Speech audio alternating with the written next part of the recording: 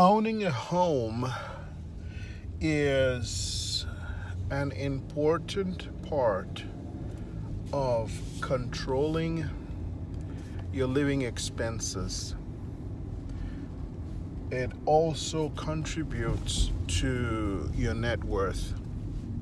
That is the primary reason it's helpful to have a good credit score before you purchase a home. And it usually takes about 7 years of preparation before you can. That guy didn't have his lights on. It takes about 7 years of preparation because every 7 years the items on your credit score basically refreshed. So you want to proactively control the entries into your credit score by making those loans I talked about.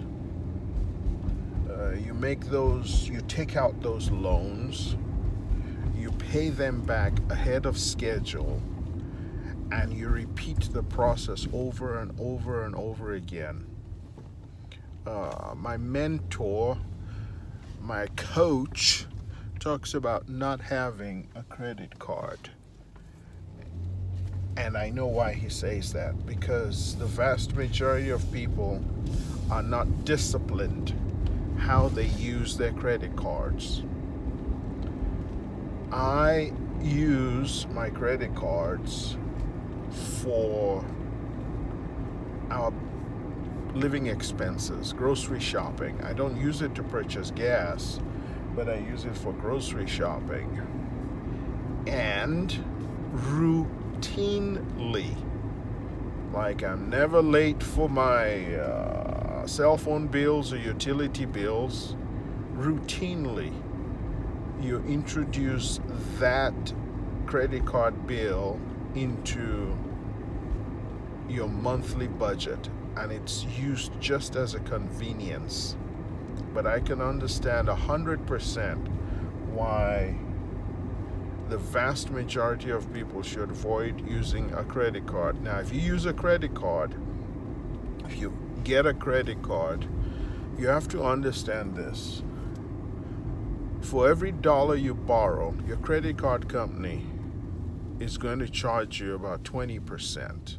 That is insane. That is insane. If you allow the bill to roll over into the next month, it doesn't matter what reason. It doesn't matter what reason. You forgot or you used your credit card to increase your disposable income, which so many people do. You don't do that. You don't do that. If your disposable income is $1,000 a month, you do not use your credit card to spend an additional $200. You don't have the money coming in. But many people lack the discipline, or because they don't have any savings, that's their emergency fund, that's their fallback, that's what they go to in an emergency. You swipe the credit card when you have an expensive automotive repair or whatever the reason is. And that is the wrong use of credit, because you don't have the money. And now you're going to pay 21% or 22% on top of the money you borrowed. So you're basically putting yourself in a financial situation where you're going backwards instead of going forward. So that's my rant about credit cards. We're actually talking about how to improve your credit score. You want to proactively create positive entries into your credit report, the items that are being reported. And that's why we systematically take out those loans, those installment loans with your credit card, with your credit union.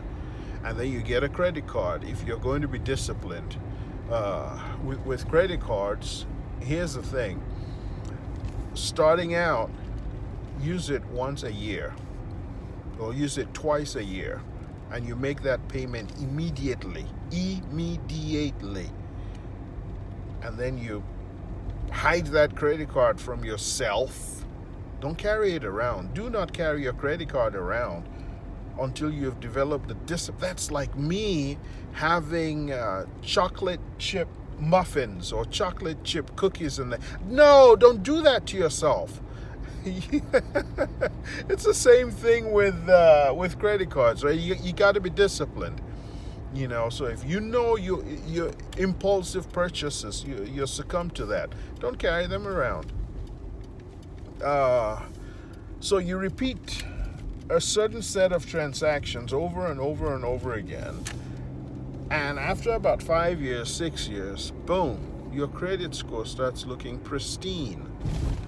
And then you can approach the financial institution for a loan to purchase a home. I really don't believe in using credit to purchase an automobile. And buying an automobile, the car you buy should not be more than 3 months of your gross pay. If you make $5,000 a month gross pay, that's $2,500 every 2 weeks. The car you purchase should not be more than $15,000. 3 months gross income is what the car you purchase should be capped at. And then I'd like you to pay cash. If you cannot pay cash, why in the world am I talking about purchasing a car? We're talking about improving your credit score.